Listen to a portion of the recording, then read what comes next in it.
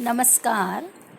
As you all know, the main objective of teaching is to bring desirable changes in the behavior of the learner and to help them in the all round development of their personality. Different psychologists and educationists have clearly identified three levels of teaching act, namely memory level, understanding level, and reflective level. Memory level या स्मृति स्तर, it falls at the bottom. Least thoughtful behavior is involved here, while reflective level, that is चिंतन स्तर, it involves most thoughtful behavior, while the understanding level, both स्तर, it falls in between, requiring the involvement of the thoughtful behavior in very moderate reasonable amount. So today we discuss about teaching at memory level या फिर स्मृति स्तर का शिक्षण. स्मृति एक मानसिक प्रक्रिया है. जब भी कोई व्यक्ति किसी वस्तु, पदार्थ या किसी स्थान को देखता है तो इनसे संबंधित चिन्ह अथवा प्रतिमाएं उसके मस्तिष्क में बन जाती है. इन्हीं चिन्हों या पूर्व में सीखी गई बातों को याद रखना ही स्मृति है. What we have previously learned consists memory. स्मृति मुख्यतः 4 आवश्यक तत्वों से मिलकर बनी है. लर्निंग, जिसे अधिगम कहते हैं, रिटेंशन, धारणा, रिकॉल मीन्स प्रत्यास्मरण, तथा पहचान, रिकॉग्निशन. इन 4 तत्वों से मिलकर ही हमारा स्मृति बनती है. स्मृति स्तर के शिक्षण के लिए शिक्षक इन्हीं तत्वों के विकास हेतु विभिन्न प्रविधियों तथा रीतियों का प्रयोग करता है. In memory level of teaching पर डिफरेंट स्ट्रेटजी और मेथड्स यूज़ किए जाते हैं जिससे इन 5 तत्वों का विकास भरपूर हो सके. यद्यपि स्मृति इन 4 तत्वों से मिलकर बनी है, परंतु इस स्मृति का फ़ायदा तभी है जब उस सीखी गई बात की पुनरुत्पत्ति हो, यानी रिप्रोडक्शन हो. तो 5वां जो एलिमेंट है, तत्व है, वो है रिप्रोडक्शन. तो इन 5 तत्वों के लिए ही स्मृति स्तर का शिक्षण कराया जाता है. Now characteristics of memory level teaching. स्मृति स्तर की शिक्षण की विशेषताएं. सबसे पहले हम ऑब्जेक्टिव्स की बात करते हैं, उद्देश्य.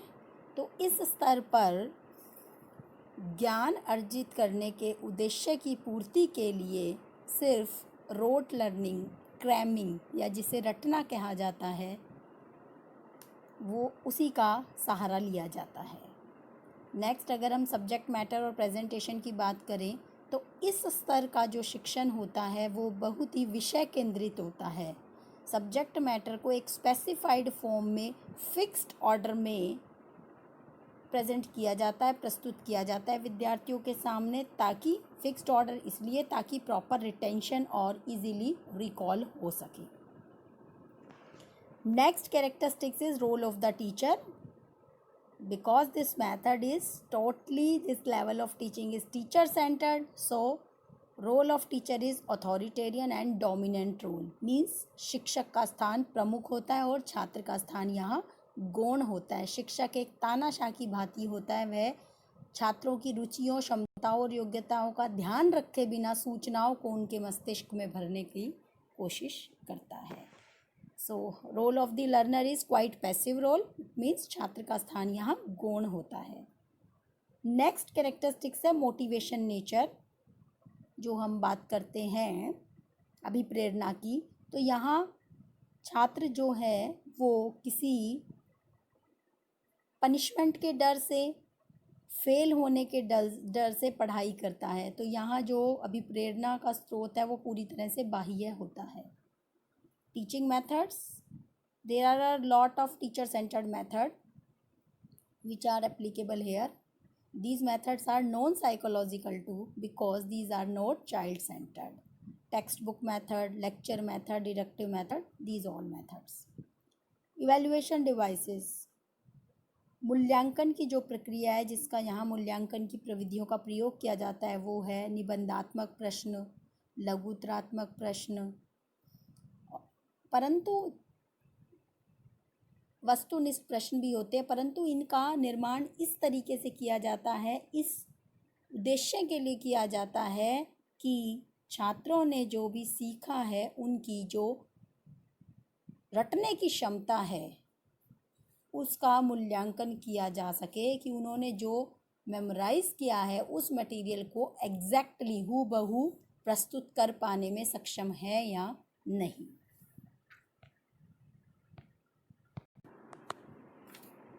अब हम बात करेंगे इस स्तर की गुण की। It is suitable for small children, छोटे बच्चों के लिए यह बहुत अच्छा है। इस स्तर की शिक्षण को हम छोटे बच्चों को पढ़ाने के लिए प्रयोग कर सकते हैं। चिंतन स्तर और बोध स्तर के शिक्षण हेतु यह बेस या फाउंडेशन, मजबूत नींव या आधार प्रस्तुत करता है। इस स्तर के शिक्षण में शिक्षकों पर पूरी फ्रीडम होती है शिक्षकों के पास, क्योंकि सभी जो सब्जेक्ट है वो जो भी टीचर सेंटर्ड मेथड होते हैं और पूरा जो टॉपिक है वो subject centred. Impart more knowledge in lesser time, बिना समझे जब हमें कराना है तो शिक्षक के पास बहुत सारा समय बच जाता है, वो अपनी ईज़ से, अपनी सावधानी से, अपनी सुविधा से कम समय में अधिक ज्ञान भी प्रदान कर सकता है। यहाँ इस स्तर के शिक्षण में तथ्य, सिद्धांत और नियम, इन सभी की नॉलेज को इन्हीं की फॉर्म में, इन्हीं के रूप में प्रस्तुत किया जाता है। जहाँ गुण होते हैं वहाँ दोष भी होते हैं, तो इस स्तर के कुछ दोष भी हैं। सबसे पहला दोष हम जो यही कहेंगे कि एक शिक्षक के कंधों पर सारा दायित्व होता है।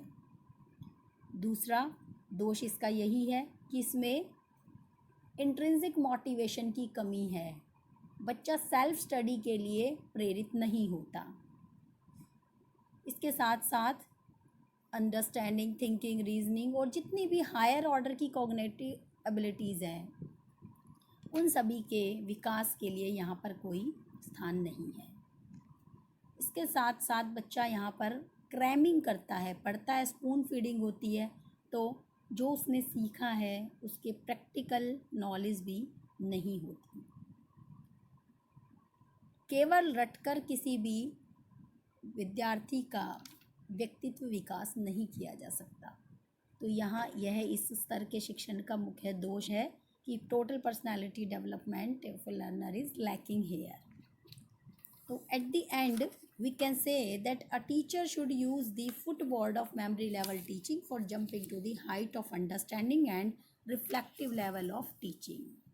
अर्थात एक टीचर को मेमोरी लेवल ऑफ टीचिंग को फुटबोर्ड की तरह एक बेस के रूप में प्रयोग किया जाना चाहिए, ताकि उस बेस का सहारा लेकर अंडरस्टैंडिंग और रिफ्लेक्टिव लेवल ऑफ टीचिंग तक पहुंचाया जा सके।